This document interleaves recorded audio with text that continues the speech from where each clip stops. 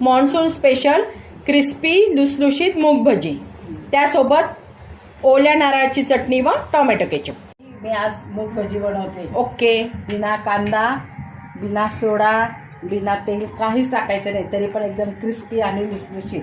हे बघ, ही मूग डाळ आहे. हं, 1 वाटी मूग डाळ घेतली, ती 4-5 तास भिजवली. वाव. ती 4-5 तास भिजवल्यानंतर ती अशी दरदरा वाटून घेतली. हे बघ अशी.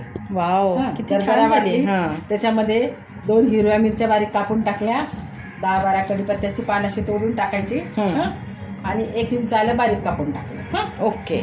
थोडा हिंग टाकला. हं, ओके. आणि मीठ, आणि हे असं करायचं, जास्त फेटायचं नाही, अगदी वरवरच हे करायचं.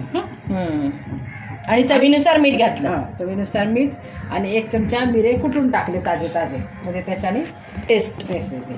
ते सगळं दिसलं नाही, कारण मध्ये लाईट गेली होती ना, त्याच्यामुळे बरोबर. हे नाही झालं. जाऊ दे, पण आली लगेच 10 मिनिटात. त्याच्यामुळेच ते मी आधी टाकलं, लाईट गेली होती. आता हे बघा, आता हे असं झालं ना, तेल तापलं ना आपलं, खूप पण कडक नाही तापवायचं तेल. ओके. तेल तापतंय. हां, तापले वाटतं, बुडबुड येत आहे. हो ना, लाईट गेल्यामुळे राहून. हां. आता हे बघ, पाण्याचा हात घ्यायचा असा, अशी भजी सोडायची. वाव, मीडियम साईजचे. तेल तापले पूर्ण.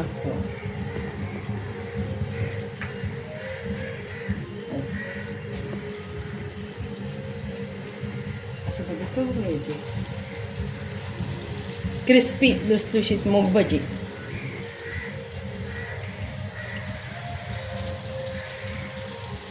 आणि छान क्रिस्पी, आणि चांगले क्रिस्प आणि गोल्डन झालं तर काढून घ्यायचे.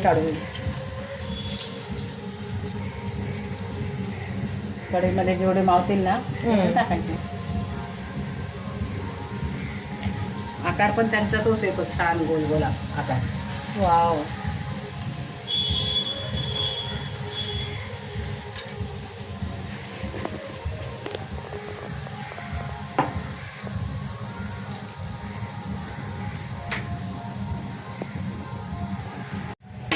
मिरची पण तळून घ्यायची एकच वेळेस. हो मग. वाव. त्याच्याबरोबर हां. मस्त खस्ता पण लावतात, क्रिस्पी छान वाटतंय. वाव. आणि वरून क्रिस्पी, आणि आपण एकदम लुसलुशीत होता की बघा. दुसऱ्या दिवशी जरी खाल्ली ना तर छान लागतं. सकाळी केली संध्याकाळपर्यंत चांगली राहतात. काढते याच्यामध्ये.